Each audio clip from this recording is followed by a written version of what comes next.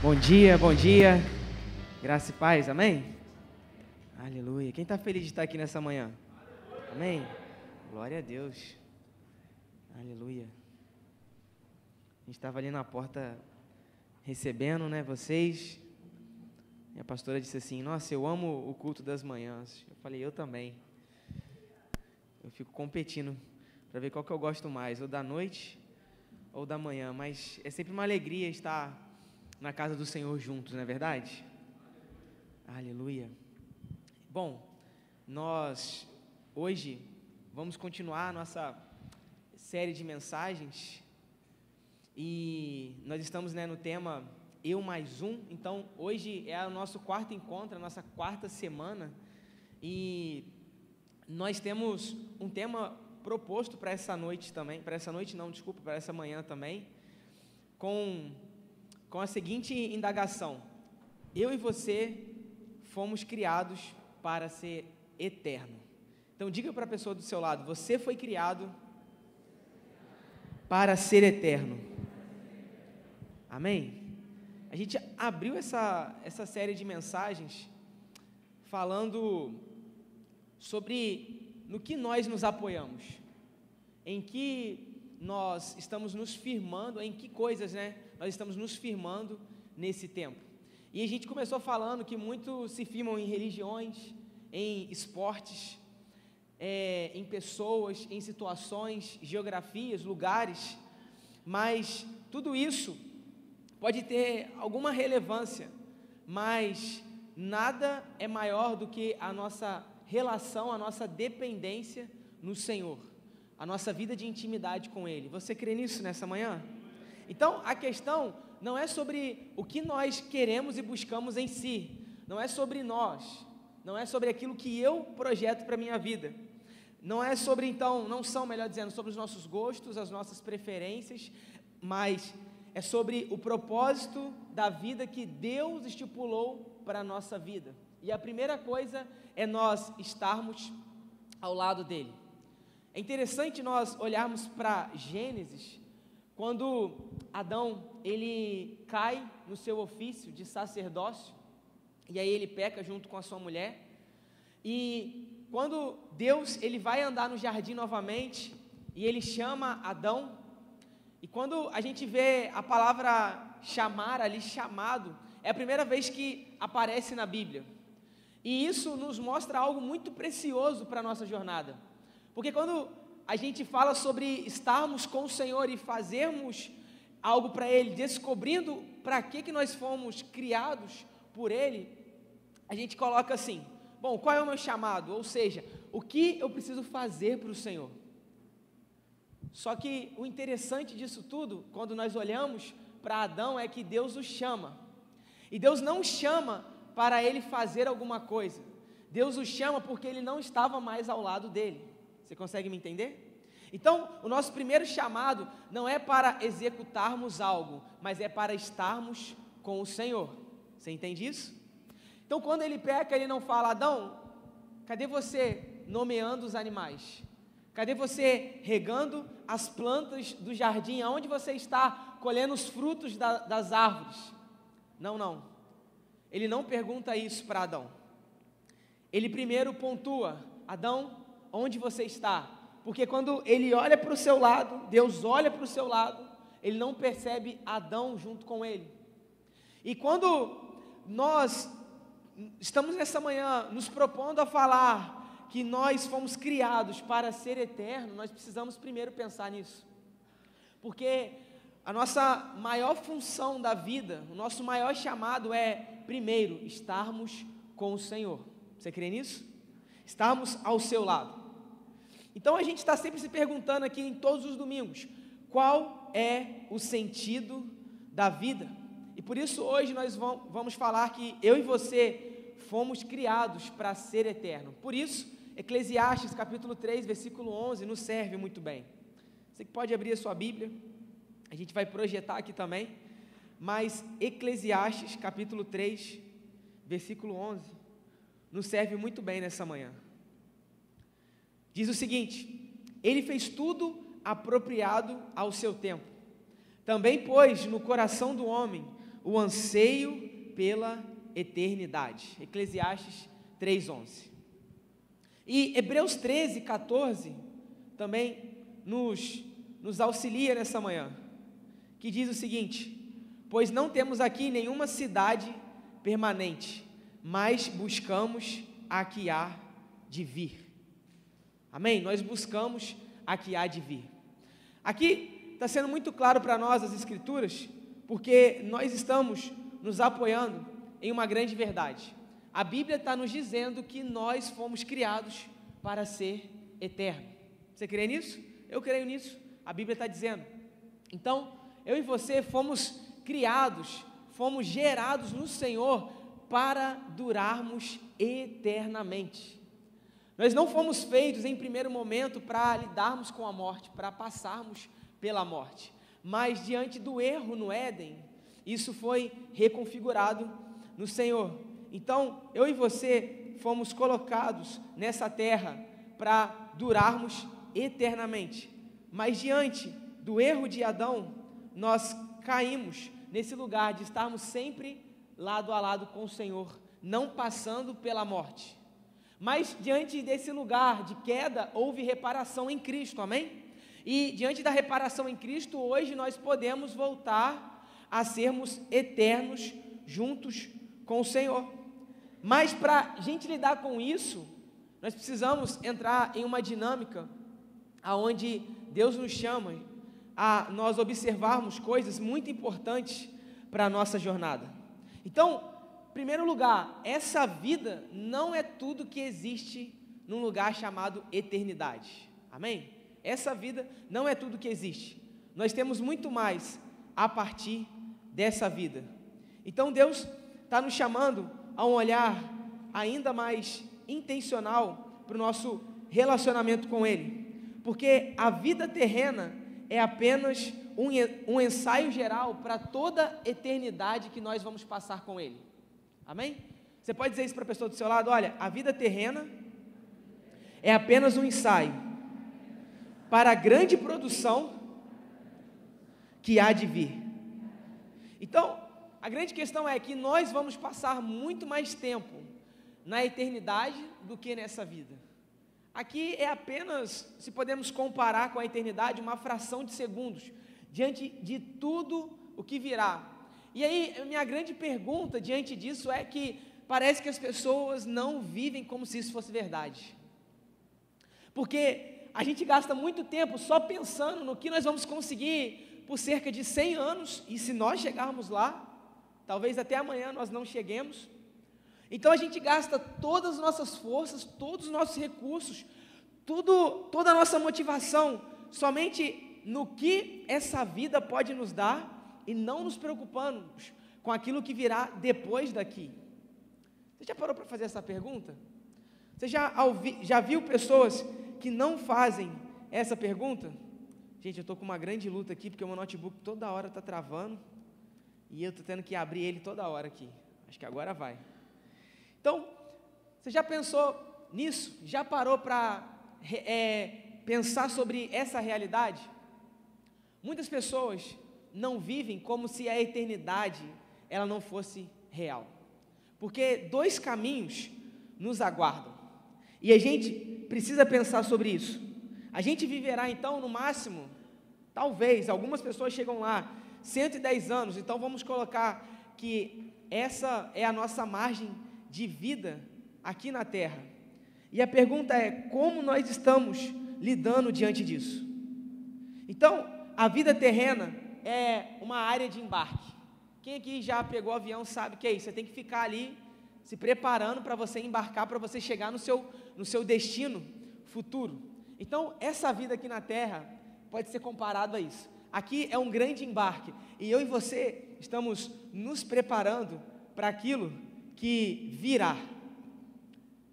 Então, a grande questão também da eternidade é que, se a gente for olhar para culturas e para outras religiões, nós vemos que muitos projetam isso para as suas vidas. Muitos pensam além da vida. Por exemplo, os egípcios pensam nisso. Os incas e os maias que existiram também pensaram nisso. Muitos orientais pensam nisso também.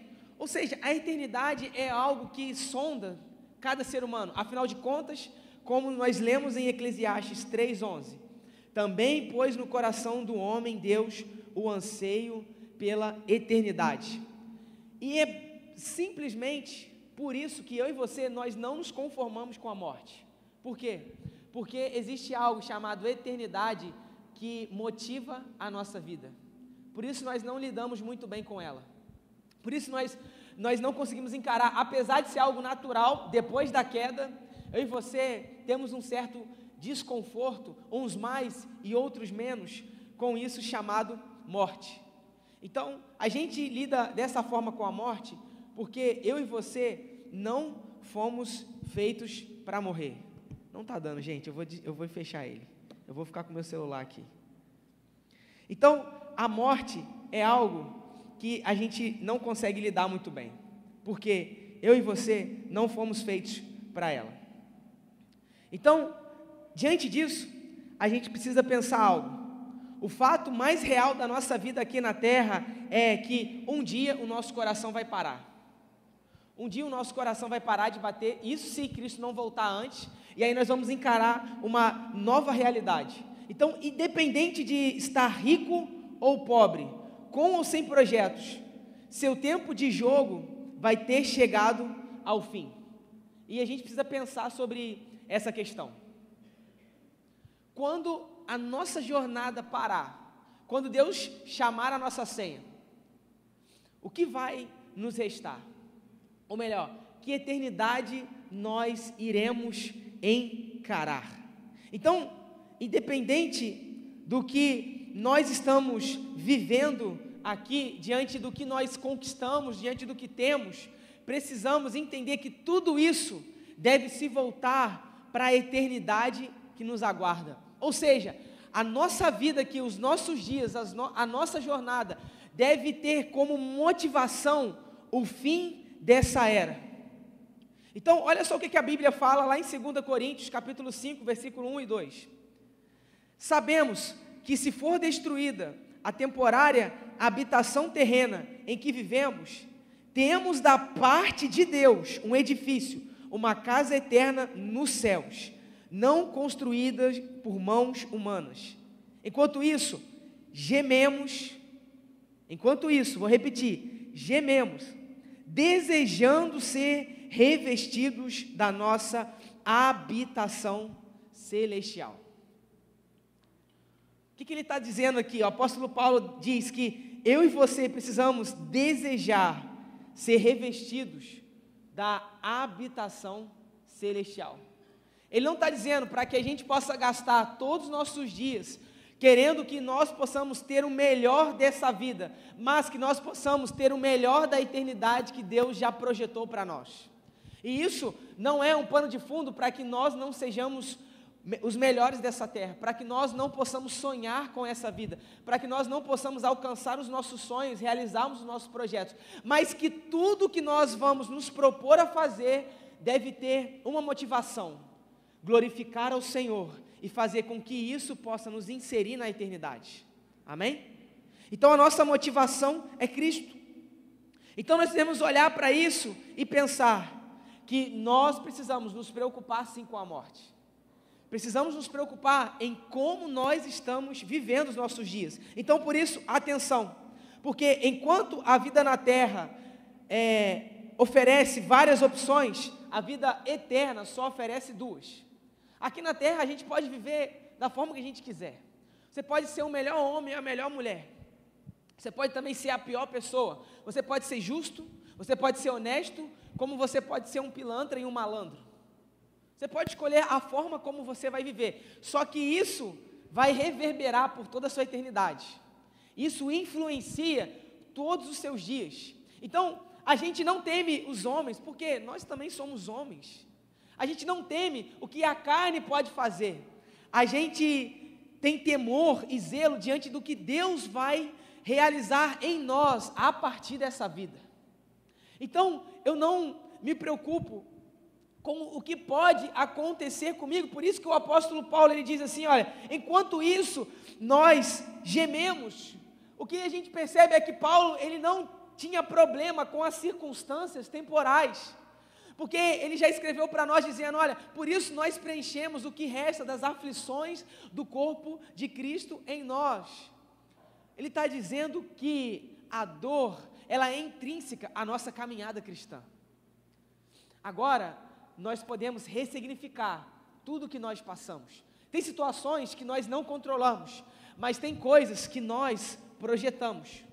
E a grande questão é como você lida, porque o dia mal chega para todo mundo, mas como você está vivendo os seus dias vai determinar como você vai encará-los, ou você vai passar por eles, ou ele vai passar por cima de você. Então a gente tem que pensar sobre isso, qual é a motivação que move os meus dias aqui, porque dois caminhos nos aguardam certamente, ou o céu ou o inferno, e a gente precisa falar disso nesse tempo. Por isso C.S. Lewis, um dos maiores escritores da era da humanidade, disse o seguinte: existem dois tipos de pessoas na terra, aqueles que dizem a Deus, seja feita a tua vontade, e aqueles a quem Deus diz, então faça do seu jeito. Eu não sou louco de confiar em mim, que não sei o que vai acontecer daqui a 5 minutos, do que não confiar em Deus que já escreveu todos os meus dias, e é nele que eu confio. Então, quando você vive na terra, se preparando para a eternidade, a sua visão e seus valores mudam aqui. Então, o anseio pelo que há de vir ressignifica como eu trilho a minha jornada nesses dias. E isso é crucial para toda a nossa vida. A nossa compreensão pelo que há de vir molda a nossa vida no presente. Vocês entendem isso? Eu vou repetir, a compreensão pelo que há de vir molda a nossa vida por agora. Então, eu não me movo mais pelo carro do ano que eu posso conquistar, e glória a Deus que nós vamos conquistar, e nós podemos conquistar, eu quero conquistar, mas isso não é a ambição e o anseio da minha vida. O anseio da minha vida é me encontrar com Cristo, e aquilo que eu faço hoje vai ser potencializado na eternidade. Eu não sei se você sabia ou já pensou nisso, mas deixa eu te falar algo, e deixa eu te ensinar algo que está nas Escrituras. Aquilo que a gente faz hoje vai ser potencializado na eternidade. Ou seja, aquilo que você constrói hoje, aquilo que você pensa, por aquilo que você se move, vai refletir na eternidade com Cristo, ou sem Ele. Essa é uma grande verdade. Então, pelo que você gasta os seus dias, o que tira o seu sono, qual é a sua ambição? E deixa eu te compartilhar algo aqui, e eu quero declarar isso com muito pé no chão, mas muitas das vezes eu fico noite sem dormir, e eu não perco o sono por aquilo que a vida terrena pode me dar, mas eu perco o sono de verdade por aquilo que a eternidade está projetando para mim. Então, às vezes eu perco o sono pensando, Deus, como eu posso ser mais eficiente? Deus, como eu posso cooperar mais para o seu corpo? Deus, como eu posso ser mais assertivo nos meus dias? A gente deve pensar sobre isso, e como você deve colocar isso em prática nos seus dias. Se você é médico, você deve pensar, Deus, como eu posso me qualificar mais para eu ser eficiente com os meus pacientes? Como eu posso ser um melhor psicólogo? Como eu posso ser um melhor gestor na minha empresa? Como eu posso ser mais responsável diante do que o meu chefe tem me confiado? Porque o apóstolo Paulo já nos deu a receita, quer comemos, quer bebamos, quer façamos qualquer coisa, façamos tudo para a glória de Deus. Então nós fazemos tudo para a glória de dele, nós somos pessoas verticais, ao passo que quando olham para nós, vem Cristo. E quando nós nos relacionamos com o outro de forma horizontal, eles veem o nosso amor pelo outro e percebem, bom, qual é a motivação desse homem e dessa mulher? Bom, a motivação é a verticalidade da nossa vida, porque quando olham para nós, vem o Senhor Jesus Cristo. Ele não é apenas o nosso provedor, ele é também o nosso Senhor. Ele não é aquele que nos provê tudo o que precisamos, Ele é aquele que governa as nossas vidas, e mesmo que nós pensamos que nós necessitemos de algo, se Ele diz não, é não, e eu sou satisfeito, não pelo que Ele pode me dar, mas porque Ele é Deus e Senhor e governador nos meus dias. Então, eu não me satisfaço por aquilo que Ele pode fazer, porque se Ele não fizer, está tudo bem, mesmo que eu possa gemer na minha carne, como nós lemos aqui em 2 Coríntios, a minha motivação não está na porta que Ele vai abrir ou na janela que Ele vai escancarar para mim. E está tudo bem se Ele não fizer, porque eu sou satisfeito nele. A nossa satisfação deve estar em Cristo. E aí Filipenses 3,7 também nos serve muito bem, dizendo: mas o que para mim era lucro, passei a considerar como perda por causa de Cristo. A gente precisa repensar muitas coisas e ver o quão sublime é essa declaração. Mas o que para mim era lucro, passei a considerar como perda por causa de Cristo. A pergunta nessa manhã também é: o que eu e você estamos considerando como perda por causa de Cristo? Porque chegou um tempo onde nós não deixamos somente pecados para trás, mas nós deixamos coisas que estão dando certo, porque Deus está dizendo: olha, eu tenho algo maior a partir daqui. E talvez aquilo que é bom, que Ele pede para que nós possamos deixar agora, não aconteça automaticamente a partir do nosso não para o seu sim, mas vai nos inserir em um ambiente ainda mais desafiador. E está tudo bem se isso acontecer, porque nós não nos satisfazemos na geografia que Deus está nos dando, favorável, que nós pensamos que é o melhor para nós. Nós estamos sendo satisfeitos em Cristo, porque consideramos tudo como perda por causa de Cristo. Então os meus desejos não têm mais a primazia na minha vida. Por quê? Porque Cristo é suficiente. Aquilo que eu quero é menos importante, porque Cristo é suficiente. Eu creio numa geração, eu creio numa igreja que está largando os seus títulos, está largando os seus anseios, porque Cristo é a sua maior conquista nesses dias. Você crê nisso? Você quer se agarrar a isso também? Então a gente precisa ressignificar a nossa motivação, porque aquilo que pensamos molda as nossas ações durante os nossos dias. Então a pergunta é: o que mais tem consumido a sua mente? Pelo que você tem dado todas as suas forças para viver? E por isso, o meu corpo não é aquilo que eu mais anseio. Isso é apenas uma cabana temporária.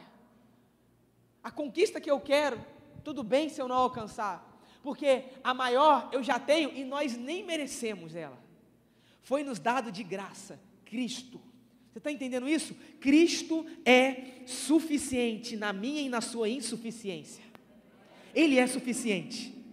Então, cada ato de nossa vida toca um acorde que soará por toda a eternidade. Tudo que fazemos influenciará aquilo que há de vir. Então, o que está matando as pessoas da nossa geração pós-moderna é o pensamento e o comportamento de vida a curto prazo. A gente não pensa nas consequências que virão através da longevidade daquilo que estamos fazendo. Porque a lei da semeadura não mente, todo mundo colherá o que plantar, isso é certo. Então deixa eu te falar uma coisa: nós somos escravos das nossas consequências, mas nós somos senhores das nossas escolhas. Então, o que você está semeando hoje? O que você está escolhendo para viver amanhã? Porque tudo que nós vamos colher amanhã é consequência da nossa semeadura hoje. O que nós estamos vivendo hoje é fruto daquilo que nós escolhemos ontem. Então, nós decidimos o que vamos viver amanhã. E aí, quando nós pensamos sobre isso, uma outra pergunta nos sonda. Nós estamos falando sobre eternidade, sobre coisas eternas. Então, o que é a eternidade? E eu sei que essa pergunta traz uma grande expectativa para o seu coração. Porque definir isso não é fácil, mas existe uma boa definição nas Escrituras. 2 Coríntios 2,9 diz: olho nenhum viu, ouvido nenhum ouviu, mente nenhuma imaginou o que Deus preparou para aqueles que o amam. Eternidade não está definida em uma frase ou em uma palavra, mas eternidade está contida num relacionamento de amor e proximidade com uma pessoa. Eu vou repetir: eternidade está contido em um relacionamento com uma pessoa, e essa pessoa se chama Jesus. Por isso que ele diz aqui no final: o que Deus preparou para aqueles que o amam. Eternidade é precedida por intimidade. Eternidade é precedida por intimidade, relacionamento com Ele. Porque só quem é próximo, escute isso aqui, só quem é próximo caminha por privilégios. E não é que Deus tem filhos prediletos, mas Deus tem filhos mais interessados. Porque eu não sei você, na escola e na faculdade, eu sempre fui o que mais perguntava, sempre. E não é porque eu era o mais inteligente, não, muito pelo contrário, mas eu era o mais esforçado.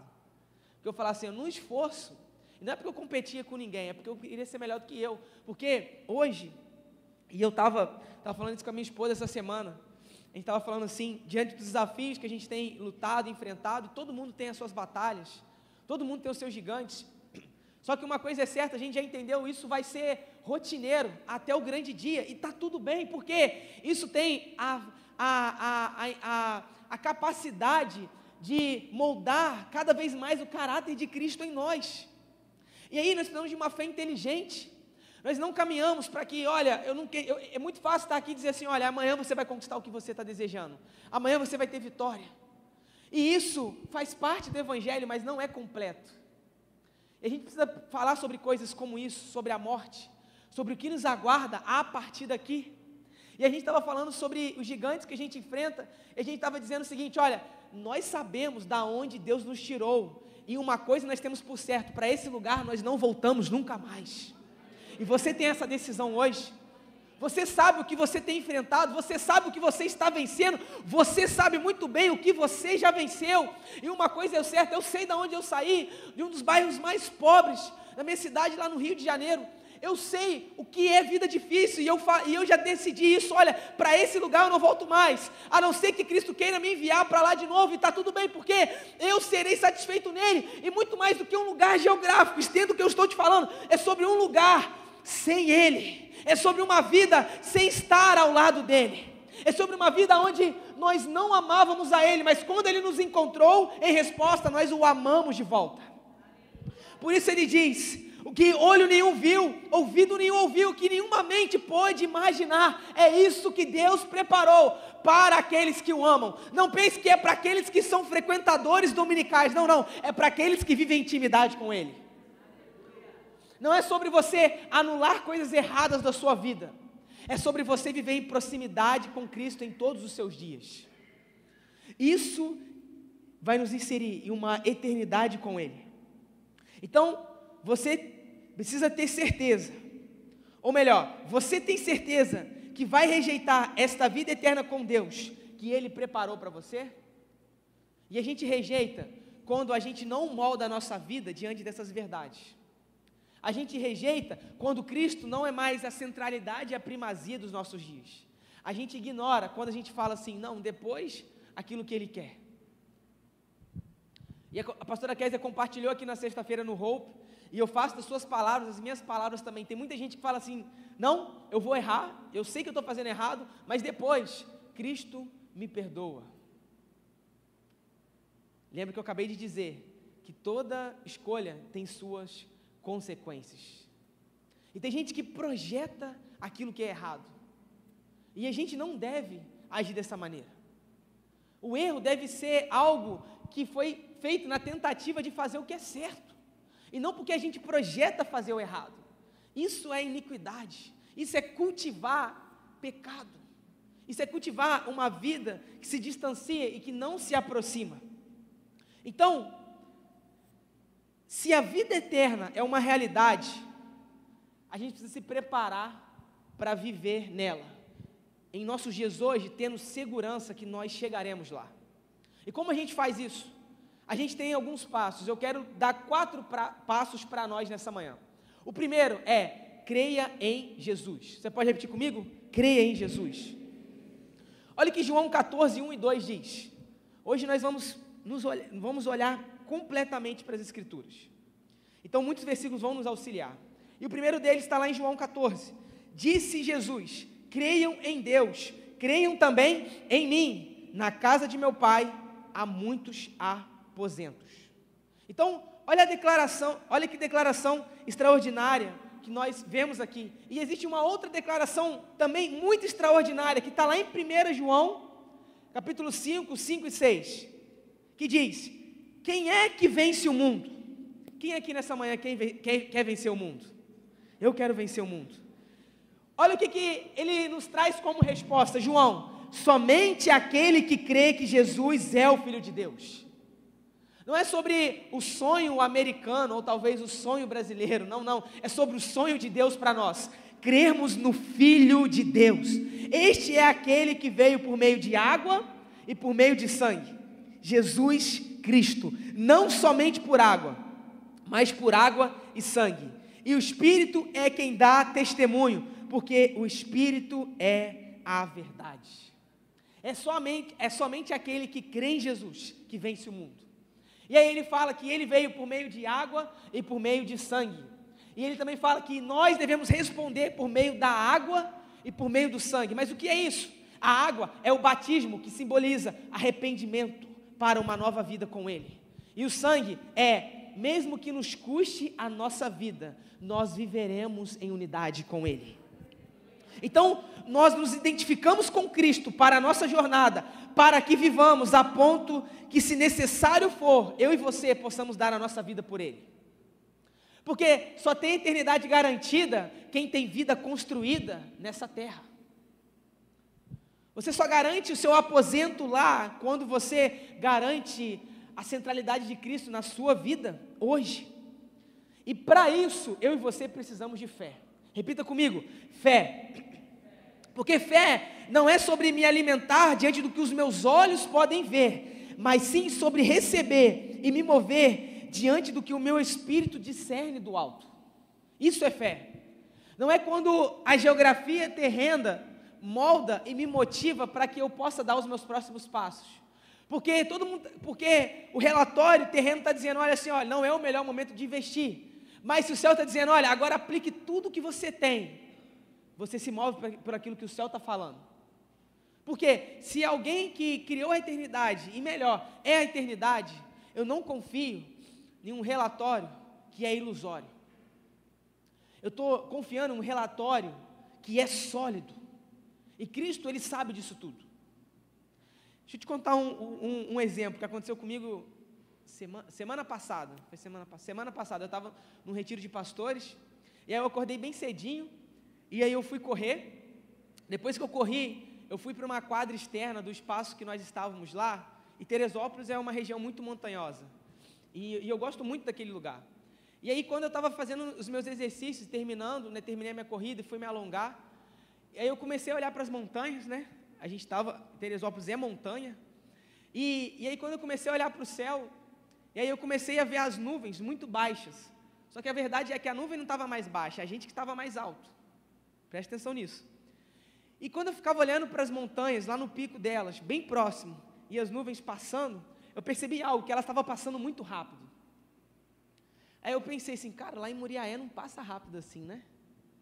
Aí eu fiquei pensando, mas aqui passa rápido. E eu estava ali, terminando meus exercícios, e aí o Espírito Santo começou a ministrar algo no meu coração, e eu comecei a entender aquilo, e eu quero compartilhar com vocês. Por que as nuvens em regiões montanhosas, elas passam mais rápidas? Porque elas estão em um lugar mais elevado, e quanto mais alto você vai, diante da nossa atmosfera, mais vento passa nessas regiões. E o Espírito Santo estava me dizendo o seguinte, percebe como elas se movem muito mais rápidos? Como é que elas não ficam paradas? E eu falei, eu consigo entender. Eu falei, eu estou entendendo o que o Senhor está querendo dizer para o meu coração. Eu quero compartilhar isso com vocês. O grande segredo da vida é, quanto mais alto nós subimos na nossa jornada com Cristo, mais nós estamos sensíveis a nos mover com aquilo que Ele quer fazer na nossa vida. Você entende isso? Então, não é Deus que precisa descer no seu nível para que Ele possa realizar algo, não, é Deus que está fazendo você subir níveis maiores nas suas montanhas, para que você possa entender para onde Ele quer te lançar para esse tempo. Então perceba que aqueles que caminham com Cristo não recebem vendavais que querem te desestabilizar, mas são vendavais que querem te inserir nos seus propósitos eternos para a sua vida, não somente aqui, mas naquela que também há de vir.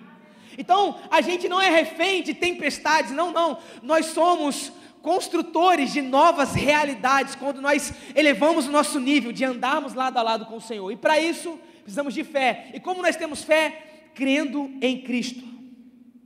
Mas a segunda coisa também nos motiva a vivermos cada vez mais essa realidade. Crer que na eternidade, quando nós temos o vislumbre concreto da eternidade, nós caminhamos pelas promessas de Deus. E por isso Mateus 24:35 diz: os céus e a terra passarão, mas as minhas palavras jamais passarão.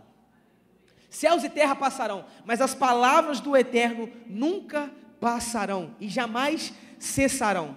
Porque quem vive pela palavra não se acovarda diante das circunstâncias. Você crê nisso? Quem tem a palavra como regra de fé para os seus dias, não se acovarda diante das tempestades. Não se acovarda. Meu pai sempre disse para mim o seguinte, e eu sempre me lembro de muitas coisas que ele me disse, e continua me dizendo.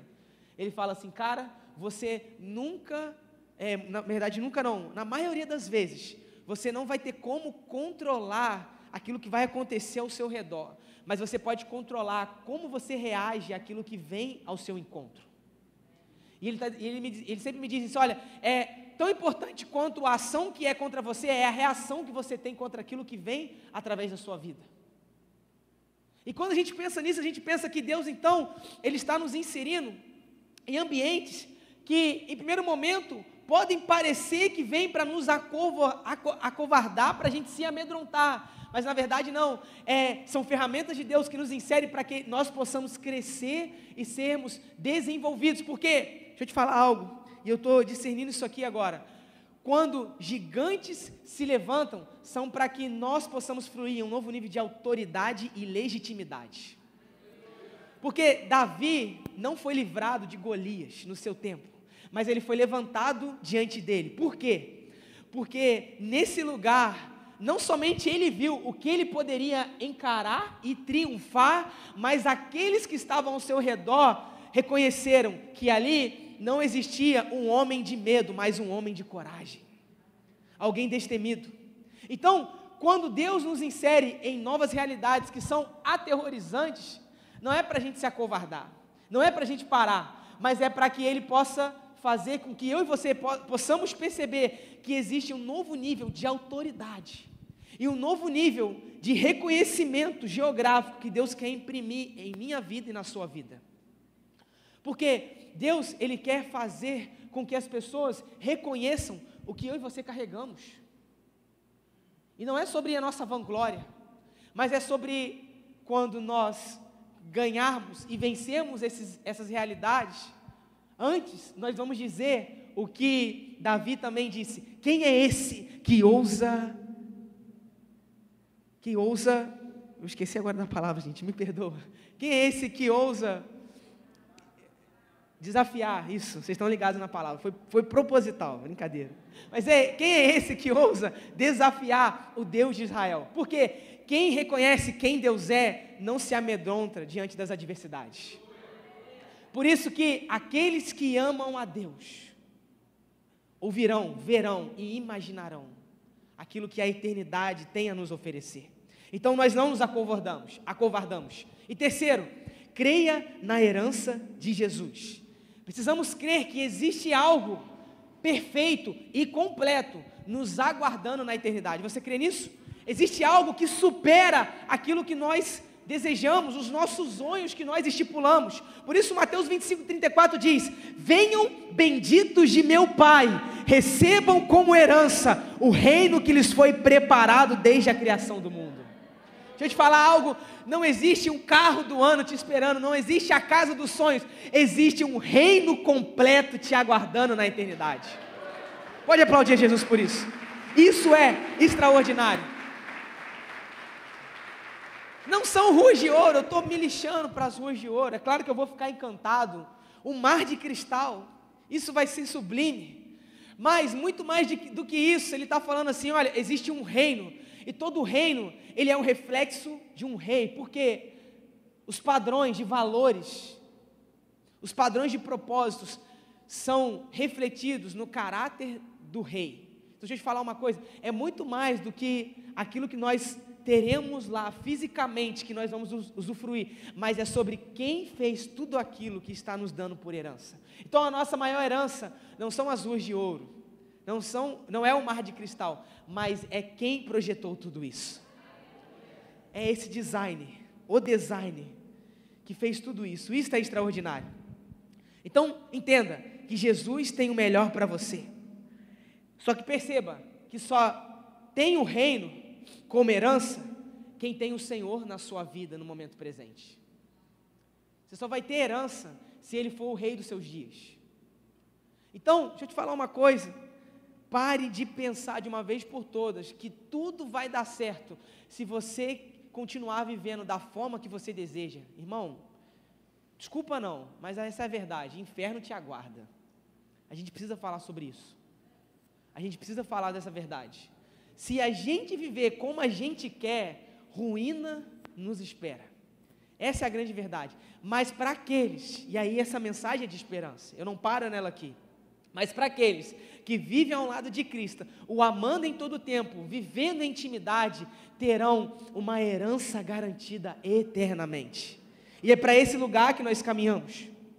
Porque herança só é recebida para quem vive em maturidade. Se você não se tornar maduro, mesmo estando aqui, você não terá essa herança eterna. Porque é muito simples.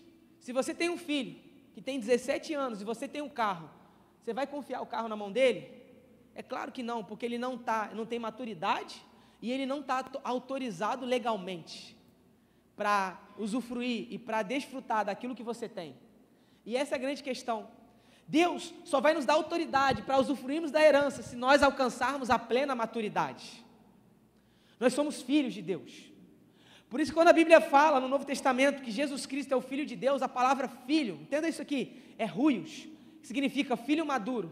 E quando em Efésios fala que nós somos filhos de Deus, palavras que estão contidas lá na carta aos Efésios, a Bíblia diz que quando se fala que nós somos filhos de Deus, a mesma palavra que foi usada para Jesus como filho, também é usada para nós como filho, ou seja, Jesus é o filho maduro, eu e você somos filhos maduros, porque quando nós encontramos com Cristo, nós nos tornamos filhos, se nós realmente damos a nossa vida para Ele, só que nós não nos tornamos maduros automaticamente, a maturidade, ela exige um preço, você está comigo?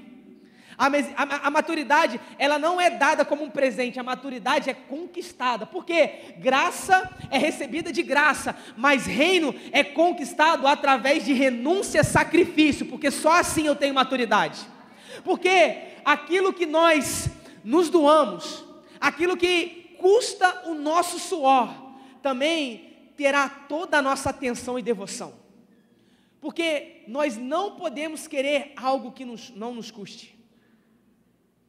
Nós não podemos querer algo que não nos custe, porque aquilo que nos custa tem toda a nossa dedicação. Tem toda a nossa dedicação. Quando eu não tinha o meu carro, eu usava o carro do meu pai. E eu cuidava, eu sou um cara muito chato com as minhas coisas, Elisamar que eu diga. Eu sou muito organizado com as minhas coisas. E eu não gosto de deixar coisa desorganizada. Só que eu não tinha tanto cuidado assim. Como que eu percebi que eu não tinha tanto cuidado? Até eu ter o meu carro. Aí eu falei assim, cara, eu sou enjoado mesmo. Por quê? Porque me custou. E está me custando ainda, eu estou pagando ele ainda. E o ponto é esse, quando a gente trabalha pela conquista, isso aí tem muito mais dedicação nossa. Eu não estou dizendo que você vai conquistar a sua salvação, porque de graça nós recebemos. Mas eu estou dizendo que a maturidade, acessos a heranças que Deus tem nos dado, isso vai nos custar. Porque é o desenvolvimento na jornada. Porque se fosse salvação, estava resolvido, a gente estava no céu com aura e asinhas. Mentira, isso é mentira. Não vai ser assim. Se fosse só salvação, a gente já tinha ido, irmão. Mas não é. Tem o desenvolvimento da jornada. O que é isso? Maturidade alcançada. Você crê nisso? E por fim, o quarto e último ponto é: creia em seu novo nascimento. Olha o que João 3, do 3 ao 7 diz. Jesus declarou, preste atenção, são palavras de Jesus: digo-lhe a verdade, ninguém pode ver o reino de Deus, se não nascer de novo. Perguntou Nicodemos, como alguém pode nascer sendo velho? É claro que não pode entrar pela segunda vez no ventre de sua mãe e renascer. Respondeu Jesus, digo-lhe a verdade, ninguém pode entrar no reino de Deus, se não nascer da água e do Espírito. O que nasce da carne é carne, mas o que nasce do Espírito é Espírito. Não se surpreenda pelo fato de eu ter dito: é necessário que vocês nasçam de novo. Novo nascimento. E o que Jesus chama de novo nascimento? Primeiro, você precisa nascer de novo aqui, para não morrer de novo na próxima vida. Ele está falando nascer de novo na água e no Espírito, ou seja, arrependimento, que me insere numa dinâmica com o Espírito. O que é isso? É Ele governando os meus dias, é Ele me conduzindo em todos os meus passos, é Ele determinando o que eu falo, aquilo que eu faço, não mais dizendo eu sou assim mesmo, impulsivo, eu não calculo as palavras. Não, irmão, isso é procedência do maligno. Você não deve ser inconsequente com as suas atitudes, e como você não é você caminhando pela sua sabedoria, mas Cristo sendo tudo em você, para que Ele seja tudo em todas as suas ações, é sendo guiado pelo Espírito. Então, quando nós aceitamos Jesus, nós morremos para o mundo e para Satanás, e nós vivemos inteiramente para Ele, e assim nós somos conduzidos para todos os nossos dias com o Senhor. Diante disso, eu quero que você se coloque de pé nessa manhã.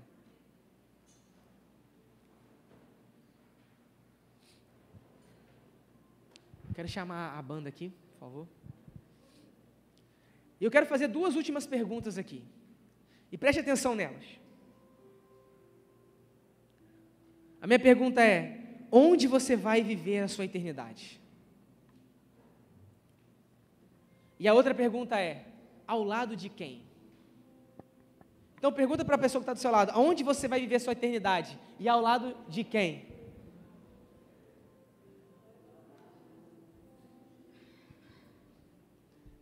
São perguntas que nós precisamos fazer hoje, porque é certo que a eternidade nos espera. Então, como nós estamos nos movendo? Qual é a motivação dos nossos dias? Essas são grandes perguntas de Deus para você, e elas exigem uma resposta pessoal e intransferível. Então feche seus olhos nessa manhã. Não são perguntas minhas para você, são perguntas de Deus para você, porque o mundo vai passar. Escute isso: esse mundo vai passar, a sua vida vai passar, o seu coração vai parar de bater. Isso é uma grande verdade. E o que você quer fazer hoje para garantir a sua vida quando o seu tempo chegar? A minha pergunta é: qual será a partir de hoje o seu propósito de vida? E nós vamos ministrar aqui nessa manhã uma canção, e eu vou te dar alguns minutos para você sair do seu lugar, porque nós queremos orar pela sua vida. O que hoje você percebe em ti que precisa ser ressignificado? O que você olha hoje diante da sua vida, diante das suas motivações, e você vê: olha, isso aqui ainda não tem a primazia de Cristo. Eu não estou dando toda a minha motivação para o Senhor, porque deixa eu te falar uma coisa, irmão, e só duras realidades nos fazem ter novos posicionamentos. Miserável você é se todo domingo você vem aqui, semanalmente, você não toma uma atitude. Porque não adianta você estar no ambiente certo, mas não ter a motivação correta. Você está comigo nessa manhã?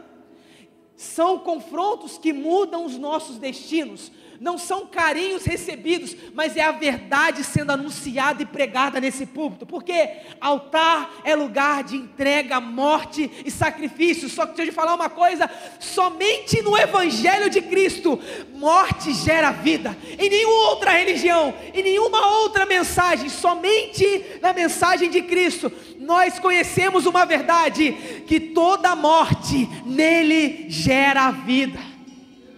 Então não adianta cantarmos que o céu tem que descer, se nós não escolhemos subir todos os dias. Não adianta nós dizermos: Senhor, Tu tens a primazia da minha vida, se em uma manhã como essa, você não dá tudo de você para Ele.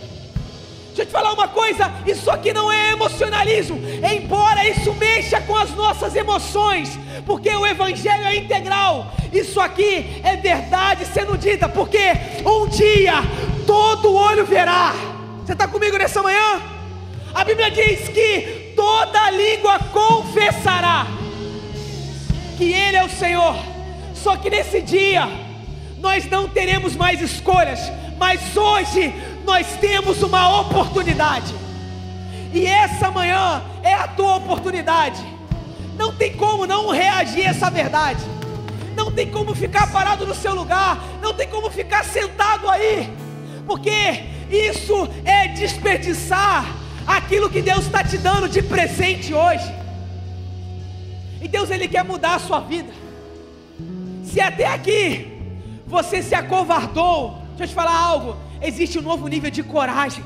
Deixa eu te falar algo, existe uma nova montanha para você subir, porque somente lá você receberá novos ventos que te colocarão em novos lugares. Não queira que Deus mude o cenário da sua vida, se primeiro você não mudar a motivação dos seus dias. Então o convite é para aqueles que estão inconformados nessa manhã. Não é para você se expor diante de nós, é para você se expor diante de Deus. É para você dizer: Senhor, eu quero mais. Deixa eu te falar algo, esse convite é para mim também, eu também vou me ajoelhar nesse altar. Então enquanto nós ministramos essa canção, saia do seu lugar, porque depois eu vou orar por você.